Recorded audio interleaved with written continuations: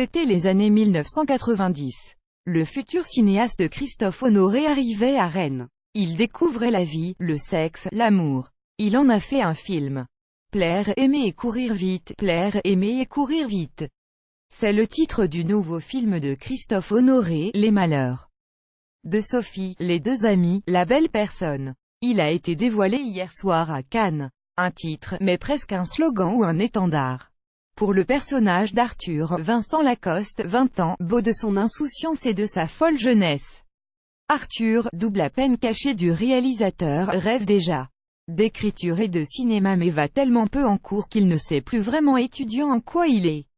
Il préfère s'essayer à l'amitié avec son colocataire, à l'amourette avec Nadine et au sexe avec des inconnus. Jusqu'à la rencontre imprévisible avec Jacques, écrivain parisien, père d'un jeune garçon. Et si c'était l'amour, et si c'était la mort du sida qui plane, ce film résonne comme la chronique d'une jeunesse bretonne. Une chronique singulière parce qu'il s'agit d'un artiste en devenir. Chronique universelle parce que c'est celle de tous les jeunes qui viennent de quitter le nid familial. Provincial, qui se cherchent, qui parfois se mentent et sont capables, en même temps, de toute l'intégrité de la jeunesse. Un costume que porte très bien Vincent Lacoste face à Pierre de la Donchamp, tandis que Denis Podalides est comme toujours parfait.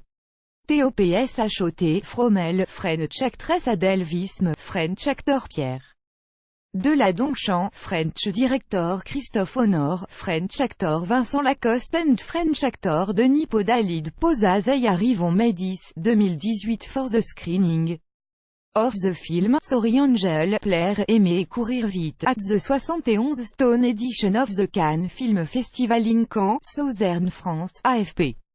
Valérie H. VALERYH évidemment, à Caen, en découvrant ce film, on ne pouvait que penser à l'événement du festival 2017, 120 battements par minute. Mais alors que 120 BPM était ancré dans la force de la lutte collective d'Act Up, ici, on est à l'opposé.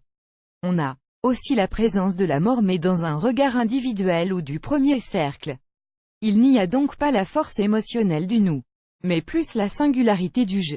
On y perd un peu en émotion au profit d'une forme d'honnêteté de la mise à nu des sentiments.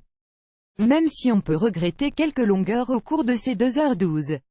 Dernier point, les amoureux de la Bretagne prendront plaisir à voir Rennes au cinéma, le jardin du Tabor, quelques rues, mais aussi quelques images de Binic.